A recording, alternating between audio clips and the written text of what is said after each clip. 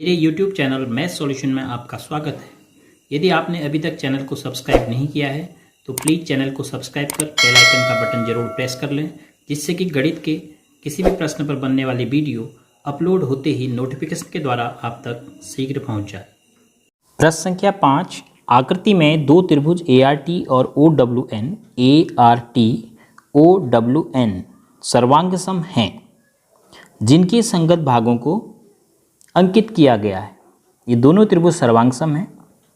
और देखिए, अगर हम इसमें देखें जो हमें भाग दिए गए हैं, कोण A कोण O के बराबर है, उसके बाद कोण T कोण N के बराबर है, और AT भुजा NO के बराबर है। ASA प्रतिबंध भी इसमें लागू हो रहा है। SAS प्रतिबंध भी लागू हो रहा है, क्योंकि यह भुजा इसके बराबर है, यह भुजा इसके बराबर है। इन दोनों के बीच का कोण इन दोनों के बीच के कोण के बराबर है। तो हाँ, ये दोनों त्रिभुज सर्वांग सम हैं। तो हम लिखेंगे कैसे? हम लिख सकते हैं कि RAT किसके सर्वांग सम है? त्रिभुज, देखो लिखते हैं इन दोनों त्रिभुज को देखते हुए, RAT किसके सर्वांग सम है। देखो, दोनों त्रिभुजों के हमें कोण पता है तो बहुत आसान है लिखना, क्योंकि कोण के लिए हम एक ही अक्षर का प्रयोग करते हैं। तो कोण R किसके बराबर है? कोण R किसके बराबर है? W के बराबर। तो R का स्थान प्रथम है तो W का स्थान प्रथम हो जाएगा। उसके बाद A कोण किसके बराबर है? A कोण O के बराबर है, तो A का स्थान द्वितीय है, तो यहाँ पर O का स्थान द्वितीय हो जाएगा। उसके बाद T कोण किसके बराबर है? N के बराबर है, तो T की जगह T मीन्स तीसरे स्थान में, तो यहाँ N तीसरे स्थान में। तो त्रिभुज RAT त्रिभुज WON के सर्वांग सम होगा। प्रश्न संख्या 6, कथनों को पूरा कीजिए। यानी आकृतियों को देखकर आपने ये जो आपको रिक्त स्थान दिए हैं, इनको हमें पूरा करना है। त्रिभुज BCA किस त्रिभुज के सर्वांग सम होगा? BCA, ये जो त्रिभुज है BCA और इसके साथ दिया है BAT, तो हमें लिखना है कि BCA किस त्रिभुज के सर्वांग सम होगा। तो हम देखते हैं BCA की, देखो कौन कौन सी भुजा और कौन कौन से कोणों के बारे में आपको पता है, और किस सर्वांग समता प्रतिबंध से ये सर्वांग सम होंगे, हम यह भी पता कर सकते हैं। तो त्रिभुज BCA एवं दूसरा त्रिभुज है BAT में आपको जो जानकारी पता है वो लिखते हैं। माना हम ऐसी 3 जानकारियाँ लिखेंगे जो किसी सर्वांग सम प्रतिबंध के अनुसार दोनों त्रिभुजों को सर्वांग सम कर देंगे। तो देखिए, दोनों त्रिभुजों में BA उभयनिष्ठ भुजा है, AT और AC बराबर हैं, BT और BC भी बराबर दी हुई हैं। तो हम 3 भुजाएं बराबर हो गई हैं, तो हम SSS से इनको क्या कह सकते हैं? एक दूसरे का सर्वांग सम त्रिभुज। कोण के बारे में जानकारी है हमें, तो कोण के आधार पर हम फिर आसानी से लिख भी पाएंगे कि कौन सा त्रिभुज किसके सर्वांग सम है। अगर हम ऐसे S प्रतिबंध लगाना चाहते हैं तो देखो, BT भुजा BC के बराबर है, BA के बराबर है, और BT और BA के बीच का कोण BC और BA के बीच के कोण के बराबर है। तो हम इसमें ऐसे S भी लगा सकते हैं। हम इसमें RHS का भी इस्तेमाल कर सकते हैं, क्योंकि यह कोण 90 अंश है, तो बगल में रैखिक युग्म से यह कोण भी 90 अंश हो गया। 90 अंश के सामने की भुजा 90 अंश के सामने की भुजा के बराबर है, तो कर्ण बराबर हो गए। और एक भुजा यह इसके बराबर है, या फिर यह इसके उभयनिष्ठ है, बराबर है, तो RHS भी लगा सकते हैं। ऐसे ही A से भी आप लगा सकते हैं। तो हम त्रिभुज BCA एवं त्रिभुज BAT में माना लिखते हैं कि BC जो हमें भुजा दिख रही है वो BT के बराबर ऐसा दिया हुआ है, और कोण CBA बराबर कोण TBA, यह भी हमें दिया है। ये दोनों चीज़ हमें दी हुई है।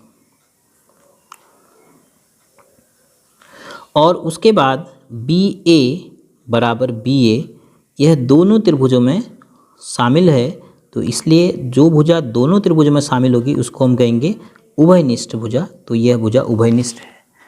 तो SAS सर्वांग समता प्रतिबंध के आधार पर त्रिभुज BCA जो है सर्वांग सम हो गया। किसके? अब हम लिखेंगे, देखो BCA बाईं तरफ, तो कोण B के बराबर, तो B के लिए B प्रथम स्थान है, तो B के लिए B ही आएगा। उसके बाद देखिए, BC BT के बराबर है, तो BC BT के बराबर।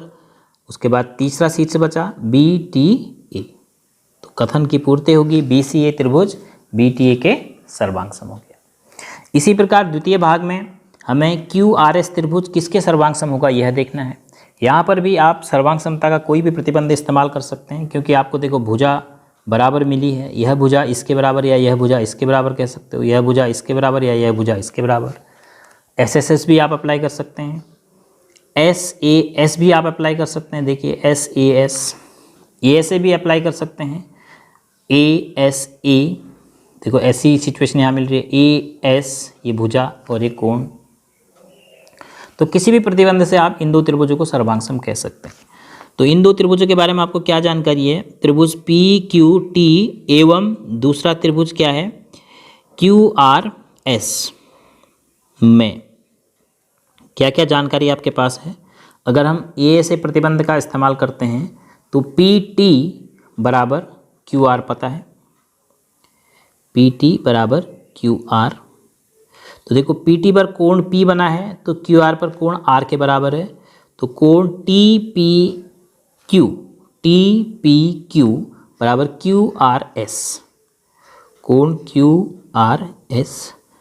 उसके बाद कोण PTQ बराबर, देखो इस सिंगल यहाँ पर है तो RQS, कोण RQS के बराबर। तो दो कोण और उन्हीं के बीच की भुजा, ये से प्रतिबंध से त्रिभुज QRS त्रिभुज किसके सर्वांग सम हो गया। तो देखो P कोण R के और T कोण Q के। तो P के लिए हमने लिखना है R, तो यहाँ R है दूसरे स्थान पर, तो यहाँ P होगा दूसरे स्थान पर। फिर उसके बाद Q के लिए T, QRS त्रिभुज में Q के लिए PTQ में T, तो QRS है, Q के लिए क्या लिखेंगे T। तो पहला और दूसरा स्थान भर गया TP, तो अब बचा कौन TPQ, तीसरा शीर्ष बचा Q। तो QRS त्रिभुज TPQ के सर्वांग सम होगा। यहाँ पर हमने कौन से प्रतिबंध का इस्तेमाल किया है, ASA का, यहाँ पर SAS का। और अगर आप चाहें तो सभी प्रतिबंधों का आप इस्तेमाल कर सकते हैं, किसी भी प्रतिबंध का, मतलब चारों प्रतिबंध इसमें लागू हो रहे हैं और इसमें तीनों प्रतिबंध लागू हो रहे हैं, क्योंकि यहाँ पर हमें कोई 90 अंश का कोण नहीं है, इसलिए RHS इसमें आप नहीं लागू कर पा रहे हैं।